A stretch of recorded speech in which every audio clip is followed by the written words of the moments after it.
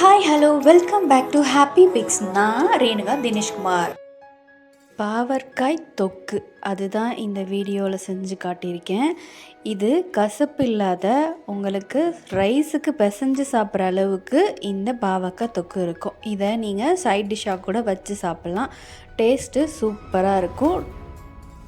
Stove on பண்ணி ஒரு பாத்திரத்தை வச்சுருங்க. அது ஹீட் ஆனதுக்கு அப்புறமா எண்ணெய் ஆட் பண்ணிக்கோங்க. இந்த டிஷ்ஷுக்கு எண்ணெய் கொஞ்சம் தாராளமாக விட்டால் தான் இது நல்லாயிருக்கும். ஸோ எண்ணெய் காஞ்சதுக்கப்புறமா கடுகு உளுந்தம்பருப்பு ஆட் பண்ணிக்கோங்க.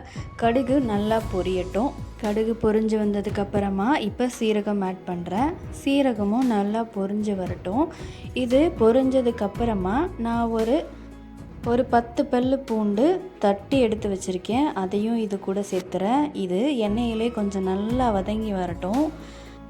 ஒரு 1/2 கப்பு பெரிய வெங்காயத்தை நான் பொடியாக கட் பண்ணி ஆட் பண்ணுறேன். உங்களுக்கு பெரிய வெங்காயமோ சின்ன வெங்காயமோ எது வேணாலும் நீங்கள் இதில் ஆட் பண்ணிக்கலாம். நான் இன்றைக்கி பெரிய வெங்காயம் போட்டிருக்கேன்.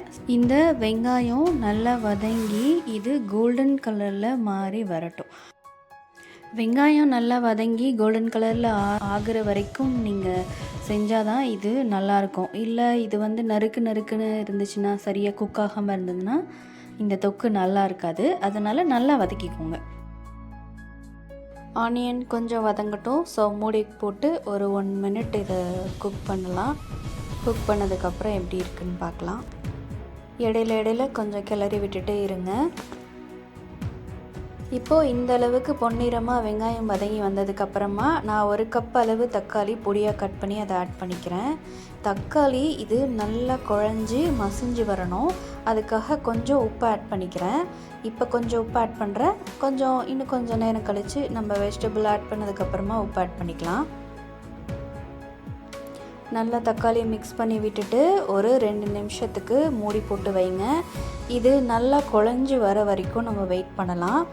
ஸோ இது தக்காளியை கொஞ்சம் நல்லா மசிச்சு விட்டு கிளறுங்க. மிக்ஸ் பண்ணிங்க. அப்போ தான் அது கொஞ்சம் பேஸ்ட் மாதிரி ஆகும். தொக்கு மாதிரி வரணும் இல்லையா, அதுக்காக இதை நல்லா குழச்சி விட்டு நல்லா மசிச்சு பண்ணுங்கள். இது நல்லா குக் ஆனதுக்கப்புறமா எண்ணெய் அதுலேருந்து லைட்டாக பிரிஞ்சு வரும். ஸோ இதுக்கப்புறம் நம்ம மசாலா ஆட் பண்ணிடலாம். இப்போ 1 ஸ்பூன் அளவுக்கு நான் சில்லி பவுடர் ஆட் பண்ணுறேன்.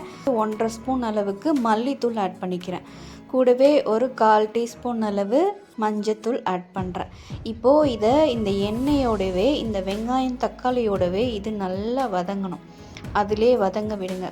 200 கிராம் பாவக்காயை நான் பொடியாக கட் பண்ணி ஆட் பண்ணுறேன். நான் விதையோடு ஆட் பண்ணுறேன். எனக்கு விதை பிஞ்சுன்றனால நான் அது கூட ஆட் பண்ணுறேன். உங்களுக்கு விதை மொத்தலாக இருந்துச்சுன்னா விதையை எடுத்து கட் பண்ணிக்கோங்க. ஸோ இந்த அளவுக்கு இன்னும் கூட நீங்கள் பொடியாக கூட கட் பண்ணியிருக்கலாம். இது கூட நான் 1.5 டம்ளர் அளவு தண்ணி ஆட் பண்ணிக்கிறேன். கூடவே உப்பும் ஆட் பண்ணிக்கிறேன். ஆல்ரெடி நம்ம தக்காளி வதங்குறதுக்கு ஒரு பாதி உப்பு ஆட் பண்ணியிருந்தோம். இப்போ மீதி உப்பு இதில் ஆட் பண்ணிக்கலாம். ஸோ இதில் ஆட் பண்ணி மிக்ஸ் பண்ணிவிட்டு மூடி போட்டு ஒரு 5 நிமிஷம் மூடி வச்சுருங்க.